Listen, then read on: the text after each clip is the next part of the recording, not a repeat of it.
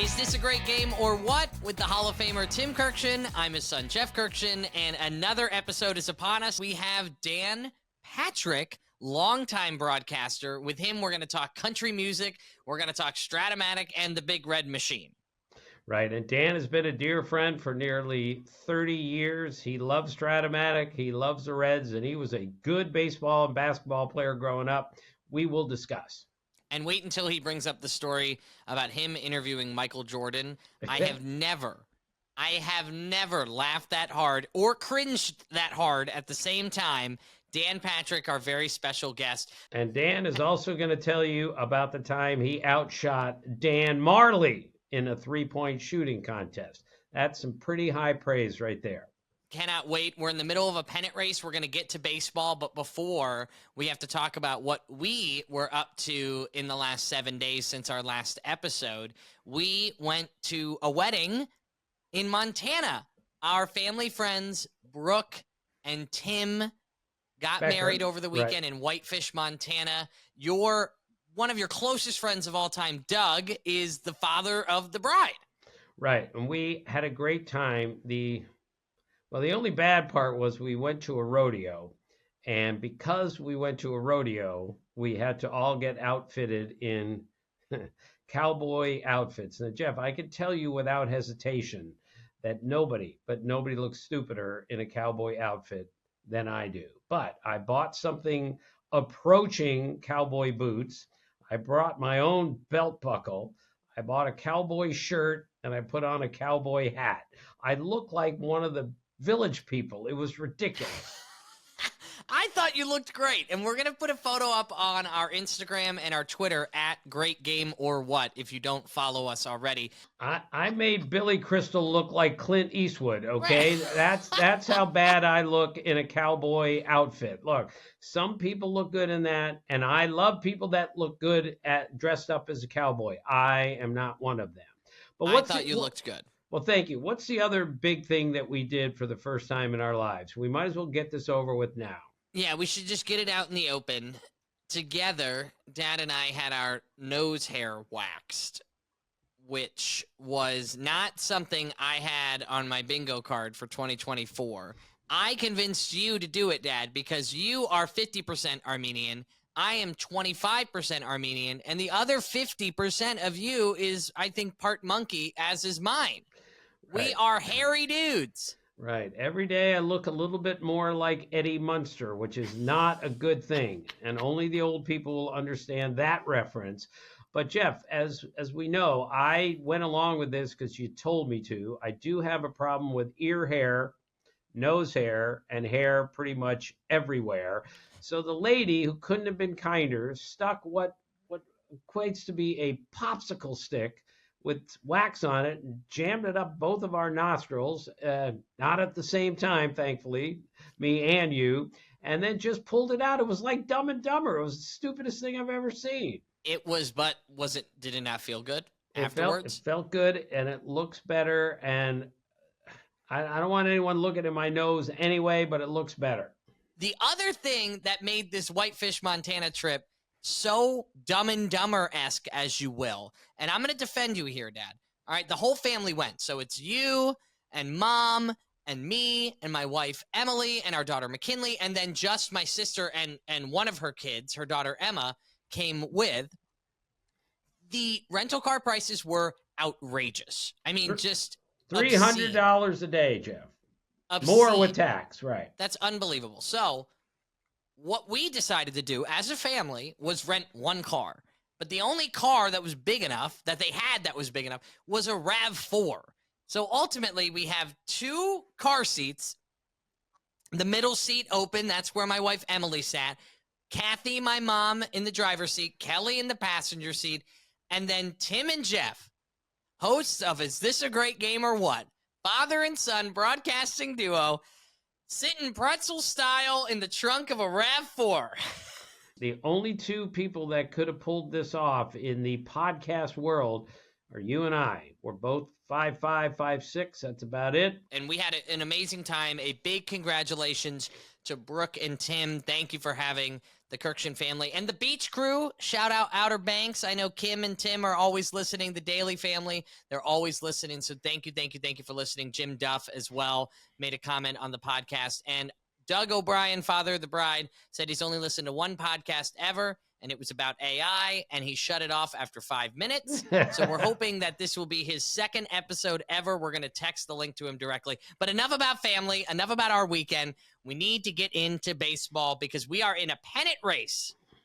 Jeff, big time. It's a great pennant race, and there's so many takeaways. I could do 100 takeaways a week, but I have to keep it rolling here. So Jackson Chourio of the Brewers, the surprising Brewers who are running away with that division. They are really good, Jeff.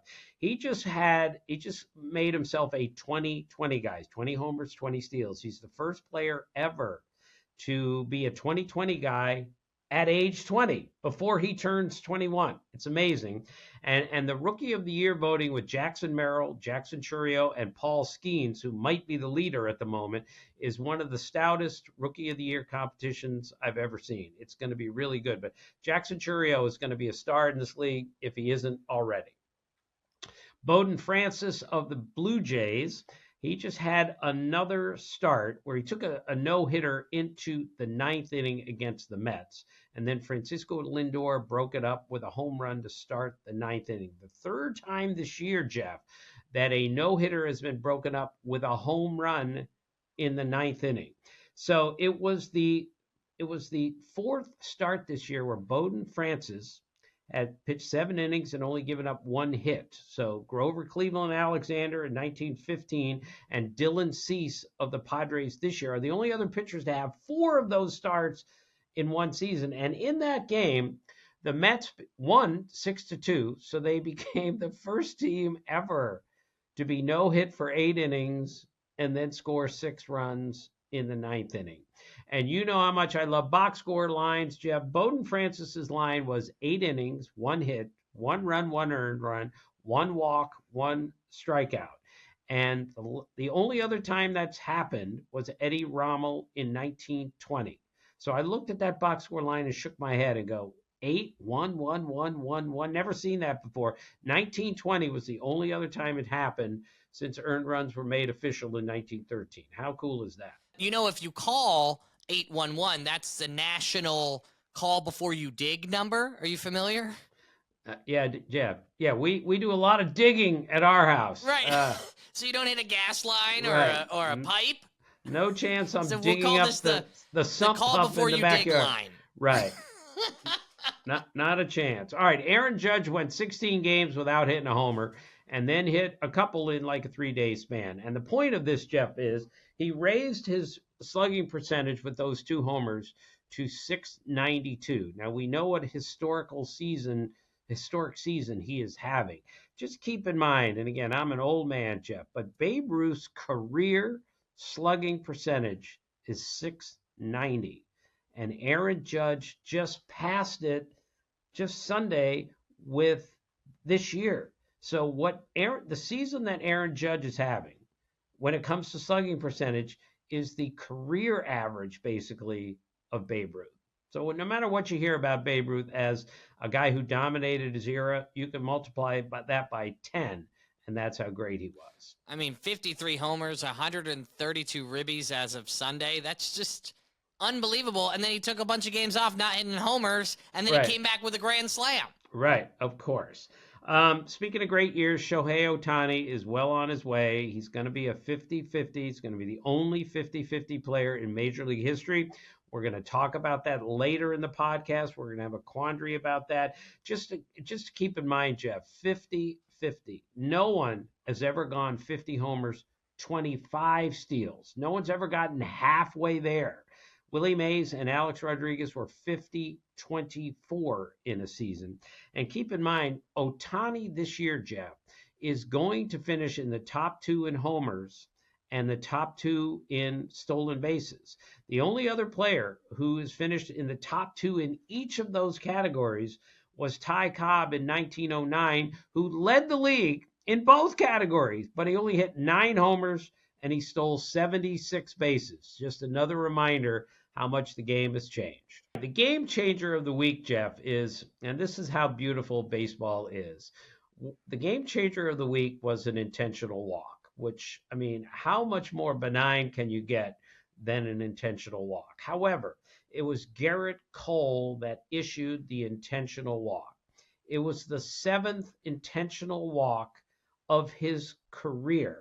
But he chose to walk Rafael Devers of the Red Sox with nobody on base in the 4th inning of a game.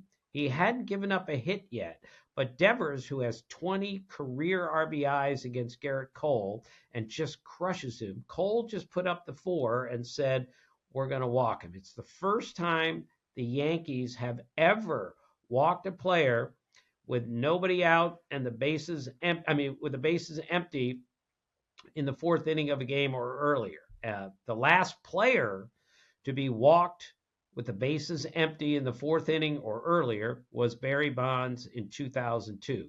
Now, Jeff, take a guess how many times in 2002 Barry Bonds was walked with nobody on base in the game. I mean, people at Yankee Stadium were stunned that this happened. The Red Sox were stunned, and the Yankees were stunned. And Devers was stunned. Do you remember the look on his face? Right. So how many times do you think Barry Bonds was walked intentionally with nobody on base in 2002? Just the guy got walked a lot, but usually he got 120 intentional walks one season. How many times was he walked? That is an amazing guess, Jeff. He was walked 19 times that season with nobody on base. I would have gone a lot lower had you not told me 120 intentional walks in a year. Because, I mean, listen, like, he was that good and he was that powerful and that great of a hitter. But 19 times in one season, no runners on. That's crazy. So intentional walks have been charted since 1955. So Kent Tekulve, relief pitcher for the Pirates, he holds the record for the most intentional walks with 179. He's a reliever. He would come in and need to walk somebody. Second most on the list, I love this, is Greg Maddux with 177. He's one of the 5 greatest pitchers of all time. But typical of Greg Maddux, he looks at the situation and says, I don't want to pitch to this guy because I know I can get the next guy out.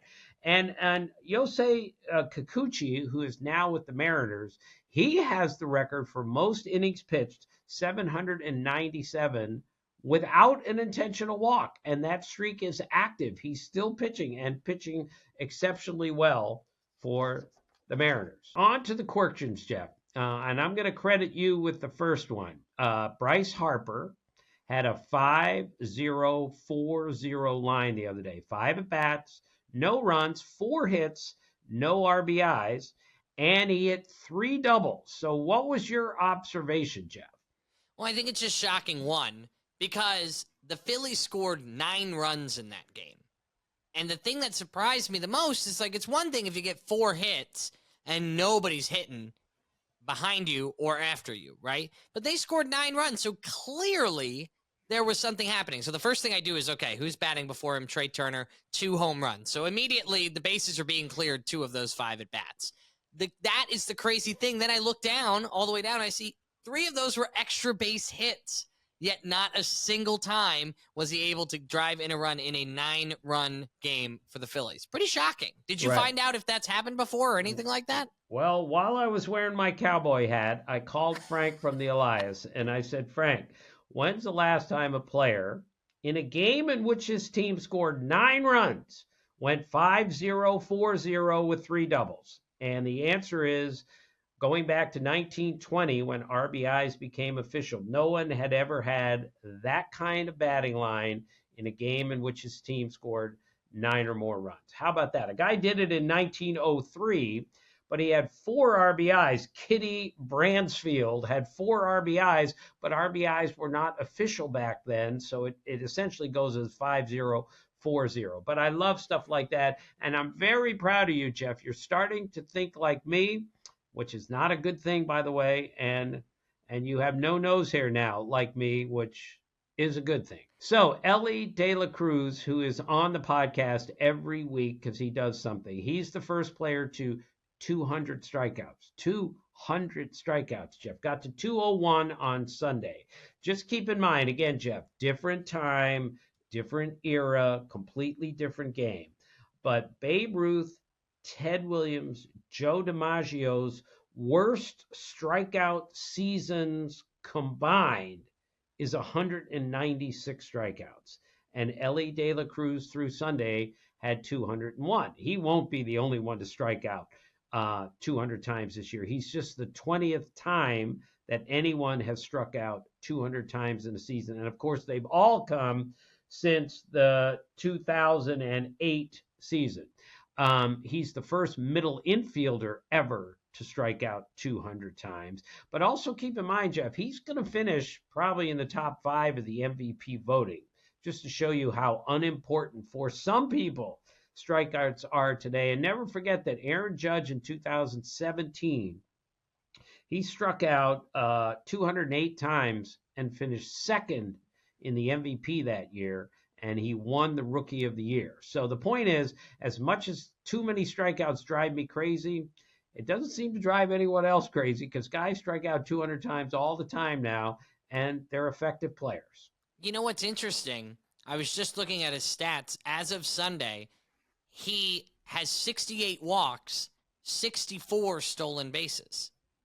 Now, I don't think he'll get to the point where he'll have more stolen bases than walks in a season, but that's pretty darn close. And I would guarantee that's probably never happened within a certain amount of at-bats, of course. All right, well, we'll have to check that out for next week's episode. And our last question of the day, Jeff, Julie Shavodian, the Shavodian who is called out most, gets more shout-outs on this podcast than anyone, which she has pointed out more than once.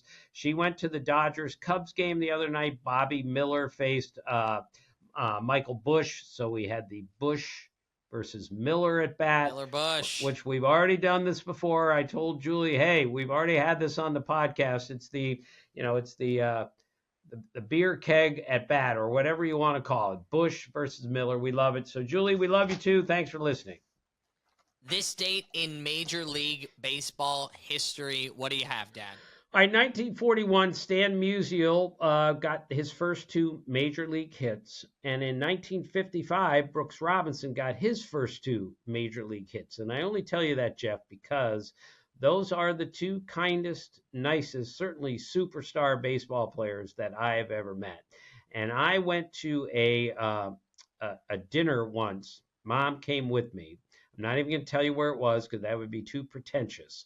But it was assigned seating, and I was sitting in between Brooks Robinson and Stan Musial. I mean, if I could have picked any 2 people to sit next to in this room of 250, those were the 2 I would have chosen, because they were just so kind and so much fun and everything else. All right, 1968, on this date, Jeff, Gaylord Perry pitched a no-hitter. The next day, Ray Washburn pitched a no-hitter. So Gaylord Perry no-hit the Cardinals, and then the next day, Ray Washburn of the Cardinals no-hit the Giants. So in back-to-back games, we had no-hitters, 1 thrown by each team. How weird is that? That is weird. And, I mean, talk about, all right, go get him go get him tomorrow. You got to have a short goldfish-type memory when you play baseball. You go out there and you no-hit, get your revenge back. That's pretty cool. Absolutely. And on this date in 1993, Nolan Ryan recorded the final strikeout of his major league career, number 5,714. Nolan Ryan is the greatest power pitcher of all time. He's the hardest pitcher to hit in baseball history. And as I've told you, and I'm going to tell you again, he's one of the nicest people I've ever met in a uniform. And Rance Mulliniks was once asked a long time ago, former Blue Jays third baseman, what would the world be like if everyone was Nolan Ryan? And he said, everyone would love each other and no one would get a hit. That's who Nolan Ryan was. All right, couple birthdays, Jeff. 1938, Bobby Wine was born. Really good major league shortstop. And I love that for a few years in Philadelphia, his second baseman was a Cookie Rojas. So we had the days of wine and Rojas, is what they called it in Philadelphia. Can't make that up, Jeff. Amazing. All right, 1990, Marcus Semien was born. Really good second baseman, of course, for the Texas Rangers. And I did not know this, but he grew up in the Bay Area. I knew that. But he loved and worshiped Barry Bonds. So at the batting cage last year, during a playoff game, Marcus Semien and I, who's jumping in and out of the cage, we're talking about Barry Bonds, who is his favorite player. And I said, yeah, it's unbelievable. He drew 230 walks one year. And Marcus Semien at the cage, like, kind of glares at me and goes, 232.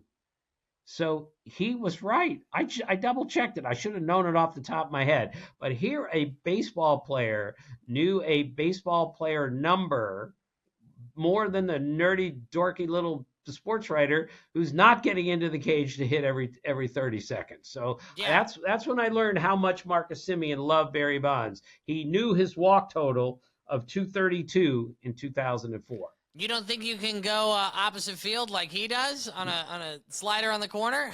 Not a chance. And finally, Jeff, James Wood, this is his 22nd birthday. He, of course, plays for the Washington Nationals. I told you the story of James Wood. His dad, Kenny Wood, he and I played in the Old Dog Basketball League for years. Kenny Wood was a great player at Richmond. And the day James Wood has really acquitted himself well as a rookie in the big leagues. He's going to be a star. And on Sunday, he had his first multi-homer game. The two homers traveled 435 and 426 feet. Keep your eye on James Wood. He is a keeper forever. Yeah, and that came from the Juan Soto trade for the Nationals. And though they're not in playoff contention, quite obviously, I really like what I'm seeing for the 2025 and 2026 seasons. It's going to be a much better years for the Nationals ahead. That's for sure. Okay, leagues and lids, Jeff. What do we got this week? All right, let me get my lid out here. So at the beginning of the podcast, we put all of the teams, all 30 Major League Baseball teams in here. Now, Dad, the Detroit Tigers is your team for League and Lids. Right. The Tigers have made a great little comeback here, Jeff, and they're still in the playoff chase. I'm not suggesting they're going to pass the Twins and make the playoffs, but they've made some really good strides here. Ty Cobb, of course, is the greatest player in the history of the Tigers, but the guy I grew up watching, at least from afar, was Al Kaline, who last week we talked about Roberto Clemente being the greatest defensive right fielder that I've ever seen. The second greatest defensive right fielder that I've ever seen was Al Kaline. The second greatest throwing arm I've ever seen from right field was Al Kaline. And if it weren't for Roberto Clemente, he would be first on those lists. And by the way, Al Kaline told me once that he was a better basketball player in high school than he was a baseball player. That's how great an athlete he was. And he won a batting title, Jeff, in the big leagues at age 20. Think about that for a second. Wow. And get this, he hit 399 homers, but never hit 30 in a season. So he is the record holder for most home runs career without ever hitting 30. Eddie Murray holds the record for most career homers without hitting 40 in a season. Hank Aaron, of course, is the record holder for the most homers without hitting 50 in a season. And the last I checked, and I haven't double-checked this, but Ron Fairley had the most career homers without ever hitting 20 in a season. That's what you learn. This is the pointless stuff you learn, Jeff, when you listen to, is this a great game or what? Hank Aaron, most home runs in a season was 47, never hit for the cycle, never won a Triple Crown. He hit 3 homers in a game one time. One time. But Hank Aaron's one of the 5 greatest players of all time. So let's make sure we understand that. No, I'm just saying it's incredible the feat in which he hit all those homers without having this huge season to bank on. He's just consistency is the name of the game in Major League Baseball. All right. Well, our Kurkjian Quandary. This has quickly become one of our favorite things on our Instagram account at Great Game or What. People always chiming in, especially the goofier ones. But we have a feat that is about to, hopefully, knock on wood, happen for the first time ever in Major League Baseball history. Dad, the quandary, let's hear it. All right, so Shohei Ohtani's going 50-50. So I just want to throw it out there to everyone, and I'm making all of this up, but what would you rather do? Go 50-50, or would you That's rather 50 home runs, 50 50 stolen bases right. for people who might not know. Right. Or would you rather have a season of 40 homers batting 400? That has been done one time in Major League history by Rogers Hornsby in 1922. Or would you rather do 30 wins in a season? We don't even make 30 starts in a season anymore, Jeff. No one even wins 20 games anymore. 30 wins and 300 strikeouts. Okay, that's been done one time by Walter Johnson. I ever tell you I went to Walter Johnson High School? Hey, yeah, I think so. Yeah. In 1912, he won 33 games and struck out 303 batters. And the last one is, would you rather steal 100 bases and hit 25 home runs? No one has ever done that. In fact, Ricky Henderson is the only player ever to steal 100 bases in a season and hit at least 10 home runs. He hit exactly 10. So this is it. What would you rather do? 50-50 like Ohtani, 4,400 like Hornsby, 330 like Walter Johnson, or we're going to make it 125, even though Ricky Henderson is the only one with 100 steals and 10 homers. What would you pick, Jeff? Well, I mean, right off of the bat, the last player to hit 400, was that Ted Williams? Am I right here? Yeah, 1941, he hit 406, went 6 for 8 on the final day of the season. So in my mind, I'm like, that is incredible, right? Walter Johnson, though, 30 wins. That's an unbelievable feat. When a pitcher reaches 20 wins in the 21st century, it's shocking. Like, it's automatic conversation for Cy Young, if not just already give it to him at that point. I think the 50-50 feat, to me, is extremely impressive, and I'm not belittling what Shohei Ohtani is about to do this season.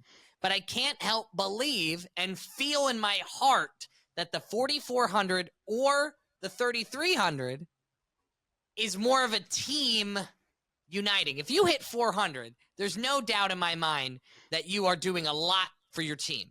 40 home runs, absolutely. 50 home runs, absolutely doing a lot for your team. But I'm gonna go with the 400 batting average and 40 homers. That's what I'm sticking with. Well, that's where I'm going too, Jeff. And I am 67 years old, and I don't know how much more time I have left. Although I probably got added an extra year when they took all that hair out of my nose. But I think 440 homers is the greatest feat, because I promise you, Jeff, no matter how long I live, nobody's going to hit 400 again. It's just impossible in this hitting environment to do that, because the pitching, the stuff we see these days is unbelievable. So I'm going 400 with 40 homers. Again, that was done one time by Rogers Hornsby in 1922. But I'm interested to see what everyone else thinks. So if you want to chime in, greatgameorwhat.com, or you can follow us on Instagram and Twitter at greatgameorwhat. Dad, do you have a best of all Tim team this week? Yeah, we have an all Tim team every week. You know, stupider the better. This one isn't so stupid. I just wanted to recognize Bobby Witt Jr., who's having a most valuable player season. At this point, I don't think he's going to win, because Aaron Judge is going to win. But I'm certainly not closing this out, because if Bobby Witt carries the Royals to the division title, highly unlikely with 2 weeks to go, but he's going to take them to the playoffs. He should get strong consideration for MVP, but I think Judge is going to win. So given that, and given that Fernando Tatis Jr. is back in the lineup for the surging Padres, and through Sunday, Tatis had hit 4 homers in his last 5 games. So in those two's honor, it's the all junior team, Jeff. So we've got Bobby Witt Jr. at shortstop. We've got Fernando Tatis Jr. in the outfield, because that's the position he plays. Do you want to take a guess at any other junior off the top of your head? I hate to. Easy. All right. Cal Ripken Jr., of course. Right. We have to put him at third base because we have to have him and Bobby Witt on the team. Are you putting Vlad Guerrero Jr. at first? Yes, of course. There's a lot. I mean, it makes sense, but there's a lot of modern day juniors. That's already what, 1, 2, 3 modern day juniors. Are there any other ones that are in the league right now? Yes, one guy won an MVP in the National League last year, Ronald Acuna Oh my Jr. gosh, that's right. Right, and one of them was our guest on the Jackie Robinson show this year, who also talked about the Giants. Jerry Harrison Jr. at second. Right. The catcher is Sandy Alomar Jr. Let's see. I've gone through everything, and we're missing. And Lance McCullers Jr. is the only pitcher that I could find. But you're missing arguably the greatest junior ever, even better than Cal Ripken. Ken Griffey Jr. Oh my gosh. Sorry. There you go. So it went right over me for a second. Alomar, Guerrero, Hairston, Ripken, Witt, Tatis, Griffey, Acuna, McCullers. That's the all-junior team. Well, really excited to be pairing up with our friends at Strat-O-Matic, the market leader in sports simulations. And, Dad, they're doing something really cool right now. If you go to Strat-O-Matic.com with hyphens between the Strat and the O and the Matic, Strat-O-Matic.com, and you use the code GreatGame20, that's GreatGame20 at checkout, you're going to get 20% off any of your baseball purchases. So if you're nerds like Dad and I are and you want to nerd out and play Strat-O-Matic, and I mean nerds with all due respect. I mean, you're talking Major League Baseball players. Our guest, Dan Patrick, loves Strat-O-Matic. We love this game. So GreatGame20 at checkout to get 20% off your baseball purchase. So check that out. It's fun for the whole family. Our simulation this week, Dad, is spawned from our interview. Dan Patrick, huge fan of the Big Red Machine. And since he brought it up, Dad, you thought, okay, that 75 Cincinnati Reds team is considered the best in NL history, would you say? Yeah, it's really the 75-76 team. The 76 team just wiped out the Yankees in 4 games. It was overpowering how good they were. But we just took the 75 Reds, which I think is the greatest team in the history of the National League, and we put it up against the 1927 Yankees, who might be the greatest team in the history of baseball, unless it's the 1936 or the 1939 Yankees. Either one of those teams would qualify, but since the 27 team is so sexy with Babe Ruth and Lou Gehrig and all that stuff, that's what we decided to do. So what did Strat-O-Matic come up with? Well, they put them together in a 7-game series, and the series delivered on the excitement. I'll just jump right to it, okay? In 6 games, the 1927 Yankees defeated the 1975 Big Red Machine. But get this. 5 of the 6 games were won by 1 run. 3 needed 10 innings to get finished. Now, Babe Ruth only had 1 home run, but he did bat .350. Johnny Bench batted .375 in the series with 2 home runs and 7 RBIs to lead all hitters in both categories. But it was Yankees catcher Pat Collins, who had a walk-off hit in Game 1 and Game 6 and homered in Game 2. So Pat Collins, Jeff, when I grew up playing Strat-O-Matic and APBA in those games, I had the 27 Yankees. So I know Pat Collins well. Just as Dan Patrick is going to tell us, he meets these players, eventually, and he goes, oh, yeah, I remember your card. That's how it worked with me. So Babe Ruth hit a home run in the bottom of the 9th inning to tie the game. And then Pat Collins, who's like the 8th hitter on their team, hit a walk-off homer to win Game 1, and that kind of set the tone for the 27 Yankees winning that series. Look, Jeff, I am so in the vast minority on this, but I'm going to argue this with anyone, even though this is not a show of hot takes or anything. I really believe Babe Ruth, Lou Gehrig, and the best players from 1927, biggest and best players, could play the game today. Not just play it, but play it really well. So I'm not shocked to hear this, but I am thrilled to hear that our dear friend Johnny Bench, who's been on the podcast, 2 homers, 7 RBIs, nearly hit 400. incredible. If you have a Strat-O-Matic, is this a great sim or what you want us to do? You can always message us on social media at GreatGamerWhat or GreatGamerWhat.com. And perfect to go right into our interview with Dan Patrick because, we talked Strat-O-Matic with him because he is a big fan of the game. It was so much fun chatting with him. Right, but it was more important, Jeff, that he was a big fan growing up of the Big Red Machine. So we talked about Joe Morgan and Tony Perez and George Foster and Johnny Bench and Pete Rose, of course. So I mean, I was a sophomore in college in 1975, and there's just no way you would miss a World Series game when 75, 76 Reds were involved. That's how good they were. Let's go to Dan Patrick now on Is This a Great Game or What? Thanks for listening.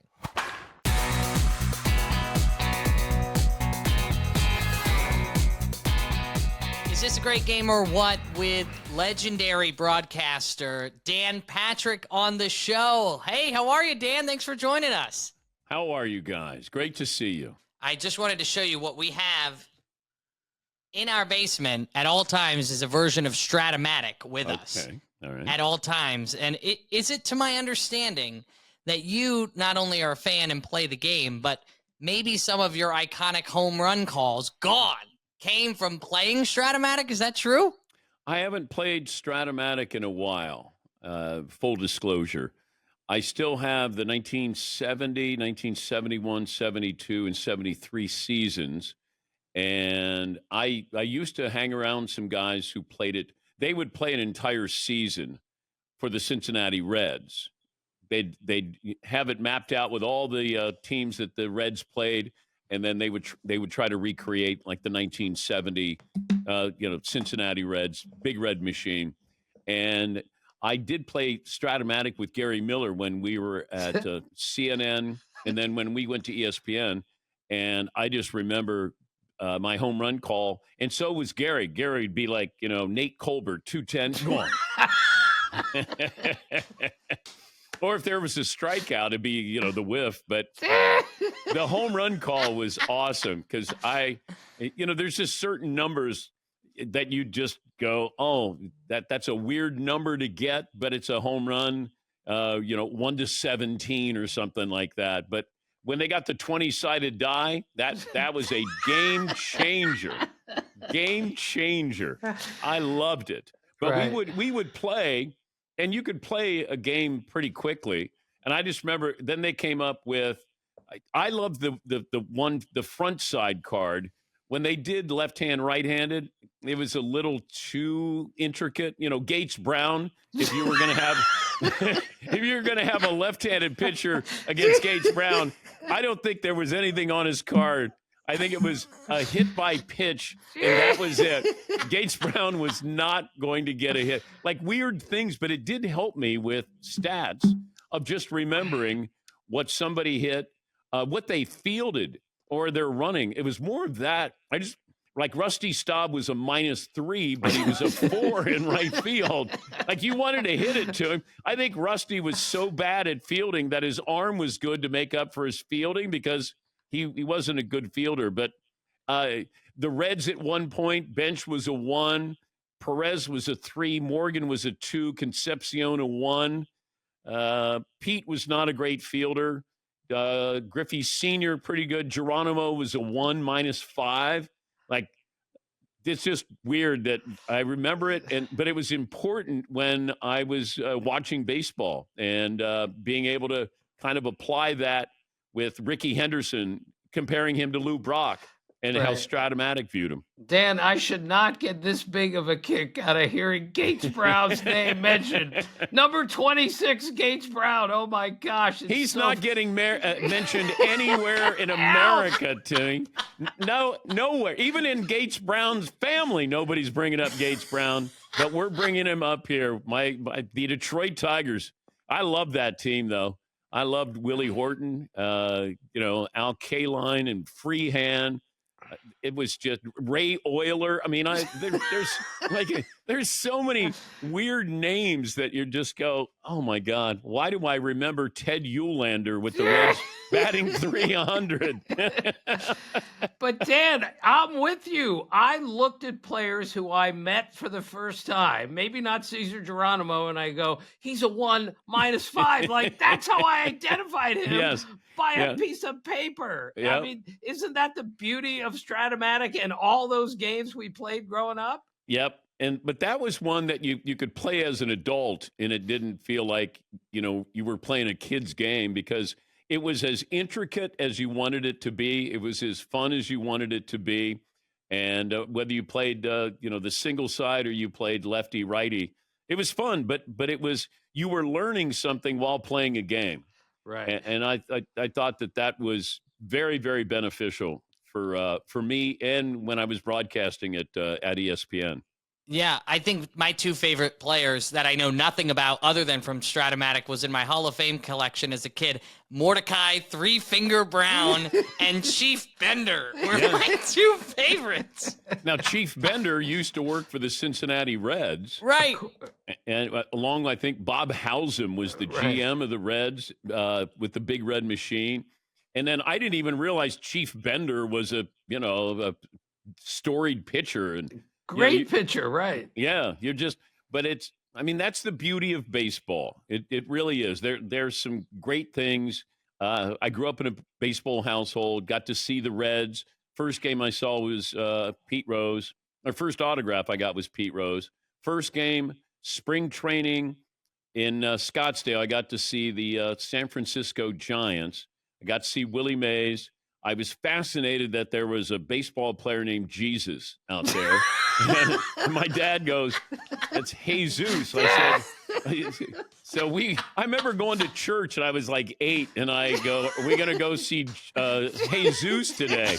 And he goes, "No, he's Jesus." Yeah! I said, but I remember going there, and those giant teams, I was just fascinated. So very, very fortunate to have been able to play Strat-O-Matic. Right. And I remember meeting Rob Deere, and all I could think of was he was a 1 -4, I think.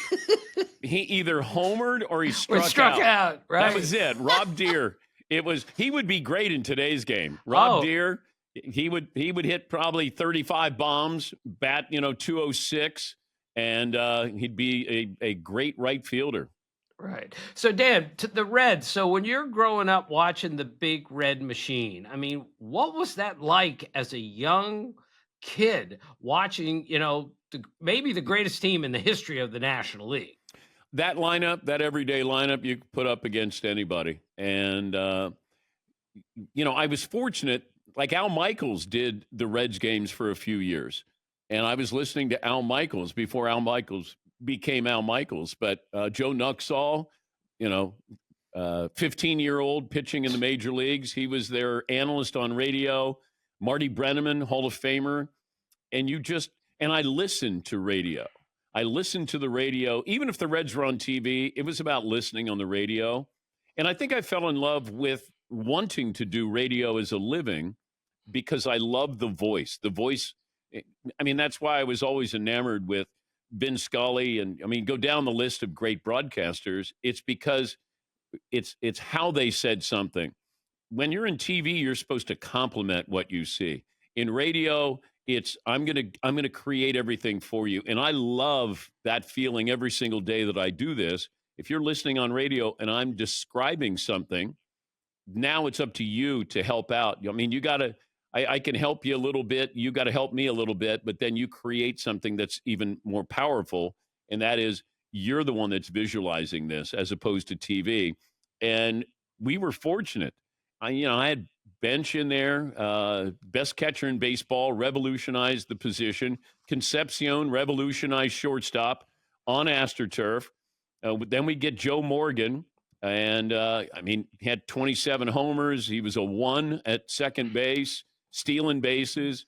There were just, it wasn't a great pitching staff. Got to see Don Gullett, Wayne Simpson, when Simpson, I think, was like 14-3 at the All-Star break, like something crazy at the All-Star break.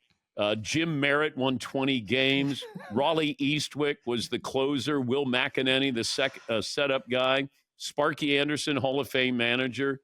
You had George Foster at one point. We traded for Seaver. Pat Zachary and Doug Flynn, I think, were involved in that deal. They were, both of them, of course. Dan Norman also, yeah. Oh, my God. I got was it Norton? Then we had Dan Dreesen at first base. Sure. We had Lee May, the big bopper from Birmingham. Pete Rose would go to second, go to third, go to left field. It was a great time because although Brooks Robinson broke my heart. I mean, he made me cry. As great as he was in that 70 World Series. There was the Bud Harrelson, Pete Rose National League Championship slide at second base. I mean, that Big Red Machine actually underachieved. They should have probably won 2 or 3 more World Series. Then you beat the Red Sox, and that was dramatic. And then the next year they sweep the Yankees in 4. And I remember that was awesome because Pete was playing third, and Pete was about, I think, 8 feet away from home plate, and he was daring them. Like, you want to hit, you want to bunt? Right. Like, it was a true domination. And, Sparky did a great job. Then Pete left. Tony Perez, I think, got traded to Montreal. It just wasn't the same after that. But you want to talk about the sweet spot of baseball, and I think the best National League lineup in history. And back then you were going against the Dodgers, who were great. I'm such a Hank Aaron fan. To have all of that going on, I was very fortunate. Very fortunate. I still laugh every time that Cesar Geronimo's name comes up because he was a great center fielder. But my friend Steve Russian once wrote, "What does Cesar Geronimo yell when he jumps out of an airplane?" So, Dan, I want to bring up something you brought up a little bit earlier about radio broadcasting that I thought was so beautiful. I'm a country music morning show host in Philadelphia. And I'm blessed to do radio every morning. And the reason why I love it is exactly why you said it, right? We can transport people into a different place. And I just think it's so incredible what you're doing at the Dan Patrick School of Sportscasting. Is that kind of an idea of you got to be, especially in radio, obviously, you got to be the eyes, but you also got to be the energy of what's going on in the ballpark or the arena. Is that something that, they're learning down there at Full Sail? Well, it's something that we're trying to teach, and I'm very fortunate. Gus Ramsey, who, Timmy, you know quite well, he's the one who runs the program every day, and we're teaching the students all the things we learned that took us a lifetime to learn. And whether you want to be radio or TV, we're teaching you skills no matter what you want to do. You want to be a ring announcer, WWE, you want to do esports, you want to do traditional sports, radio, podcast, all of those things. But I do teach them that TV, you don't need to say what we see as much as compliment what we're seeing. Where radio, you need to really be descriptive. And being a good writer it's still really important. We're not teaching hot takes. We're teaching informed takes. We want you to understand your words, they last. Somebody can say, you said this 2 weeks ago or 2 years ago. And to be able to teach them all the things that I didn't learn, I'm still learning, but I didn't learn a lot of this until I was in my mid-30s. You're teaching students who are 19, 20, 21 years of age. And I think we have over 200 students who are in the business around the country with jobs. And a lot of them are on air. They started in smaller markets, but I said, if you don't want to work in Bozeman or, Rochester, somebody else does. And if you truly want to do this, and don't say, where am I going and what am I making? You get to say you're a professional. Your job is a sportscaster, and your degree is in sportscasting. But back to country music. I was just, Brothers Osborne, I'm a big fan of them. I was just listening to Jamie Johnson, The High Cost of Living Ain't Nothing Like the Cost of Living High. Listen to that song and tell me that he can write, man. There's the high cost of living ain't nothing like the cost of living high. I'm a big country fan, and I think a lot of that has helped with being friends with Darius Rucker. That whoever he's around or somebody who's on the bill with him or just exposing me to certain artists. He told me a great story that I told him about Chris Stapleton. A few years ago, I was like, "Golly, that album, Travelers, that's going to be the album of the year." He goes, "Well, I did reach out to Chris Stapleton. I said, hey, would you write me a song?" So Chris Stapleton writes Darius a song, and then Darius said, "Whatever you do, don't sing that song to me because I'll realize that I can't do better than what you're going to sing to me." So he had a deal with Chris Stapleton. Write it, but don't sing it because then I'm going to feel insecure. And then even we had Chris Stapleton on the show, and I said, "Oh, you wrote a song for Adele," and he goes, "I didn't know who Adele was. They just said she wanted a song." So I think that guy's written over 1,000 songs. That ability to be able to write a song. I've been listening to Jelly Roll lately. Post Malone's country album, I think, is #1 in country. So F1 Trillion. It's a great one, Dan. That guy is full country. We love Post Malone. I saw him at the Super Bowl, came out in a Troy Aikman jersey, and just did his hits. He was great. But, I mean, I'm fascinated with those who can write. Certainly artists that say something in a unique way. And country has that. Country writes. They have some great lyrics. It really does. Dad, I'll take this next question because I know Dad recently just learned it's no longer country western. Yeah. So I'll take this next question, Dad. For you, Dan, is there a country artist or an artist for that matter that you've seen is the best athlete of the artists, right? Because there's a lot of great crossover from Garth Brooks to Tim McGraw, like a lot of really good athletes. Brett Young is a former college pitcher. A lot of really good baseball players are now country singers, and kind of vice versa. I remember talking to Tim McGraw about it, but he's just in shape. Like he's an athlete, like freakishly an athlete. And then I remember Garth Brooks talking about when he was playing for the Padres. Yeah. And I respect that. That if you try it and you love it, and Darius is a good golfer. He's not a good athlete. No, I shouldn't say that. It's not fair to the golfers who are athletes, but Darius is a pretty good golfer there. But I don't know if I'd have a #1 seed.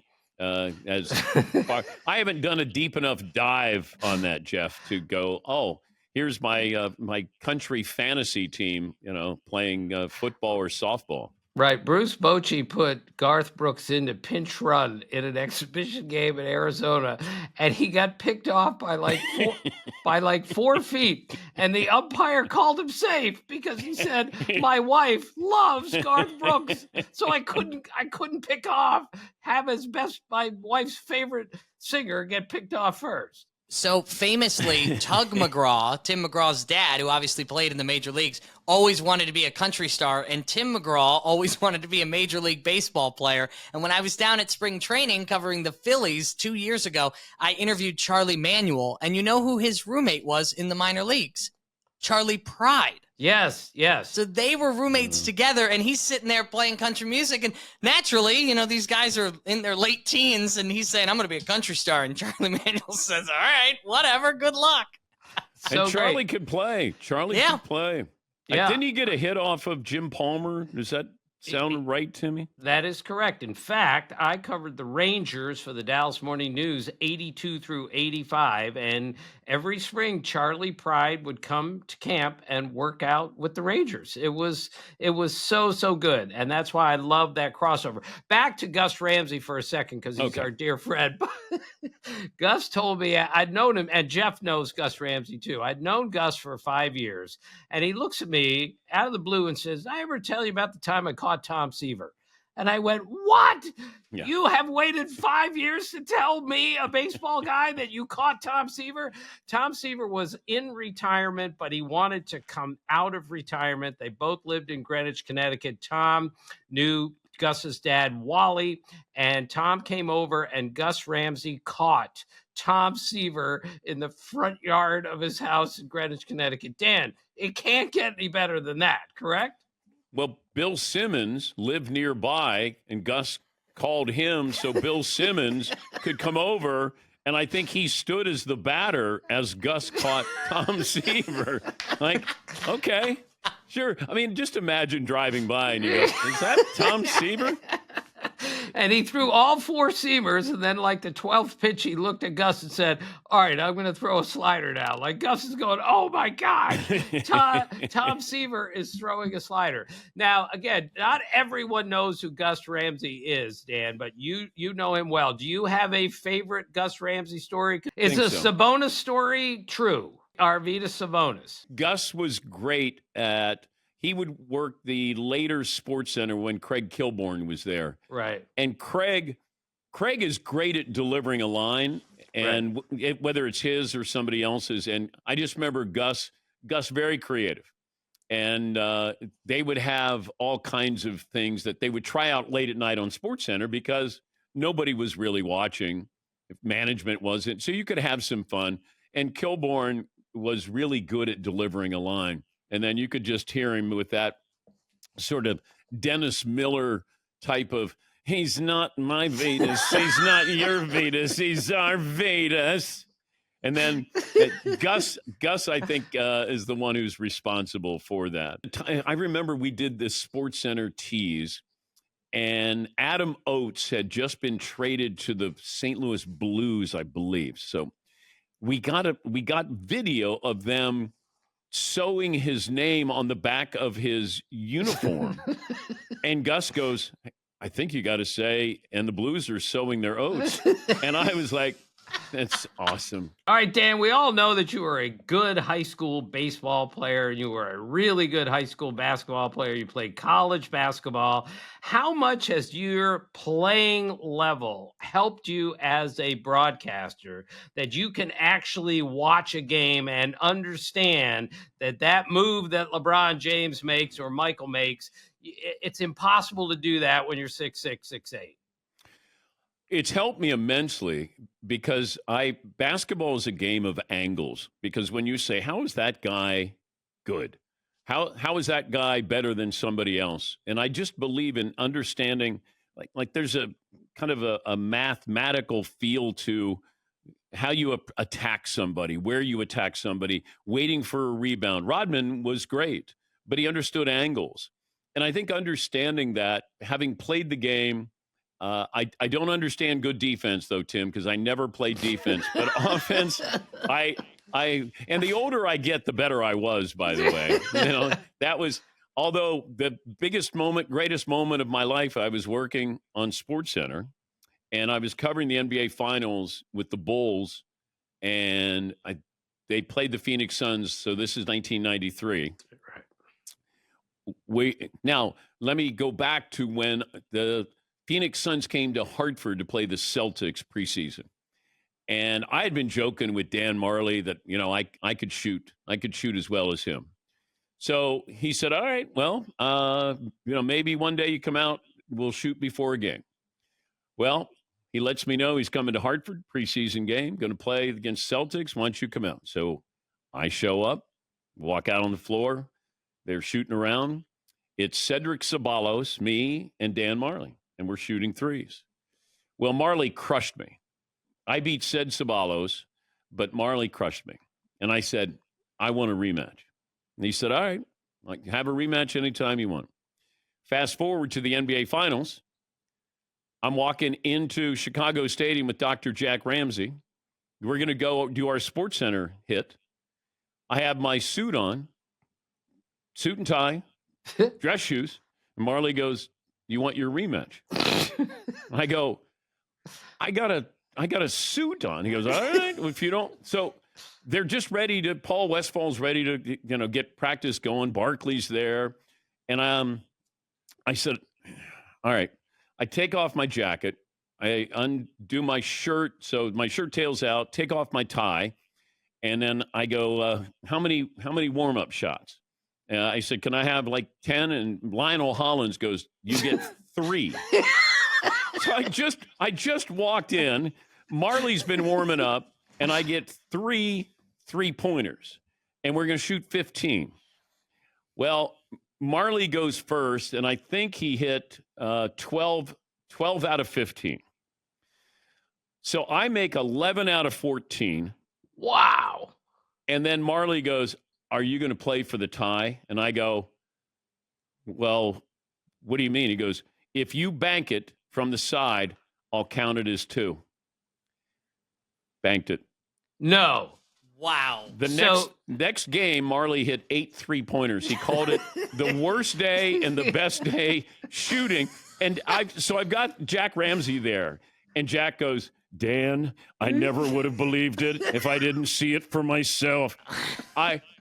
Now I had street cred with the Hall of Fame coach because it happened. It was real. And Dan Marley has been very generous to acknowledge that he did lose to me in a 3-point shooting contest. Right. Now, Jeff, I don't think Dan is going to remember this, but again, a good baseball player also. So I challenged him on the air once that facing Randy Johnson in his prime, 100 pitches, he's not getting a hit, period. And I don't think he's putting the ball in play because Randy Johnson is one of the greatest, 10 greatest pitchers ever, and maybe the most intimidating pitcher that I have ever seen.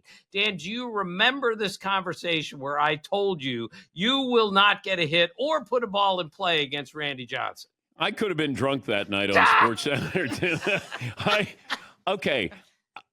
I don't remember it, but I do know that I would have said something like that. I once said to Mark Grace, "I think I could get a pitch by you. I think I could get a pitch, I swing and miss." And he goes, "What is wrong?" He goes, "You can't." He goes, "Why would you be able to get a pitch by me?" And for some reason, I thought, you know what? I think I could get a curveball by Mark Grace. And he just laughed. But I would have done it. I have nothing to lose. See, I'm like George Plimpton, who used to do all of these things, but you weren't supposed to be good. But if you give me the chance, there's a chance I might accidentally be good. It would be a great story if I got a pitch by Mark Grace. Now, he might hit, 7 of them out of the ballpark, but maybe, just maybe. And I always thought, I'm the most competitive guy. I'll challenge. It doesn't matter. I'm going to challenge, and much to my detriment. But that's probably something I said about Randy Johnson. I think I could get a hit off. I could get a ball and play off Maddox, though. Well,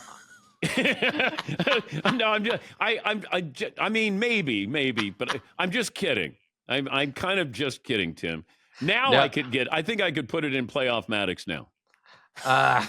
Well, he's pretty old now in his prime. Well, so am I, but I'm well aware how old you are. This is the thing. This lasts forever. I might not be better than you 20 years ago, but now I might have a chance against somebody. That's the way it works with me. But Dan, isn't this the point, though, or the different levels of the game, that you were a good baseball and basketball player in your day, but when you go up against, not necessarily, it's a completely different game that they play. The thought of you're going to take Michael Jordan to the 10, that just ain't happening. But Agreed? I did challenge Michael Jordan. I did. Look, I got a sickness, Timmy. So Jordan just hits the game-winning shot to beat the Utah Jazz NBA Finals. This is it. His career is over. He does the SportsCenter hit, and he gets up. And am I allowed to curse on this podcast? Totally. Go for it. Okay, so I'll give you the full language. So Jordan is there, shirt tails out, his shoes are off, he's got a Cuban cigar, he's soaked. And as he's walking, so we're going to commercial break. Phil Jackson's to the right of me. He's going to come on. So Mike gets up. I go, "Man, it's a shame you're retiring." Turns around, he goes, "Why is that?" I said, "Man, I'd like a piece of you." Okay, I'm in my suit and tie on SportsCenter doing live interviews. And Jordan goes, "Get the up." And I go, he goes, "How would you guard me? How would you?" And I put my arm, like that forearm bar, and he goes, And then he had some more choice words after that as he walked out. I went and sat down, and I went, oh, my God. And Phil Jackson looks at me. He goes, why did you say that? I go, I don't know. It just hit me. I mean, like I wanted a piece of Michael Jordan. Oh, my God. Well, I don't regret it because right. I'd give me 10 tries. Give me 10 shots. He may block them all. But there's always the chance, Tim. Always the chance. But Dan, the other lesson is no matter how competitive you are, no matter how much you want to win, the level of Tiger Woods, Michael Jordan, John Smoltz, Cal Ripken, name them all, is just at a place that even you cannot comprehend. Agreed? Oh, absolutely. Absolutely. Although, if you gave me a couple open threes, Tim, I'm never going to surrender. I won't. I always want the chance. That's why I never say somebody doesn't have a chance. When somebody goes, oh, this team won't come back, they don't have a chance. You're on the field. You're on the court. You have a chance. And I always had that. That was my mentality because I didn't know how to get in this business. But give me a chance. That's all you want, a chance. And then it's up to you after that because you may only get one chance. But that's all I ever ask for. Give me a chance, and I promise you I won't lose. And that's really been the mentality that I've had in my career. Dan, last thing from me. I can't help but notice the mug that sits in front of your studio microphone. It says Pop Pop. Is that your grandfather name? Yeah. Yeah. That is my dad's grandfather name as well. I have a 1-year-old daughter, and he has a niece and nephew from my sister Kelly. You're both pop-ups on the show. We got 4 pops here. I just can't get my 18-month-old granddaughter to say pop-pop. That's the problem. I'm like, damn it. Pop. Not going to happen. I'm like, all right, one of these days. Dan, I was at the Little League World Series doing some games, and Jeffrey's daughter, McKinley, my granddaughter, who just turned 1, saw me on TV and pointed at the television and went, Pop. Okay. All right, Tim. Okay. How great is that? Sorry. Yeah, I don't know how great that is. I don't know. Wow. Big brag there, Dad. Yeah. Way to bury the man. Well, I finally did something better than Dan Patrick. Tim, I'm the guest. I am the guest here. Come on. Yeah, it's awesome. It's awesome to have that feeling. One of these days, maybe she says pop. Right. Well, Dan, we could keep you here for 5 hours, but obviously we're not. Thank you so much for joining. Well, thank you for the invitation. Jeff, you're lucky. You got a great dad, one of my favorite people, and a professional. And to be able to be around certain people at ESPN where they did it the right way. No shortcuts, worked hard, loves his sport. And forever indebted. You were always there to tell a story or to listen to a story, and you always made us sharper. You always made us better, certainly with our baseball coverage there, Timmy. So thank you. Jeff, good luck with country music, and thanks for having me on. Thank you, Dan. It's been a pleasure, as always. Dan, I was glad you mentioned my dad and not our shared agent, Paul Anderson. You've got a great guy, that agent, Paul Anderson. Totally different vibe at the end there. Way to bring it down there, Jeff. Way to bring it down.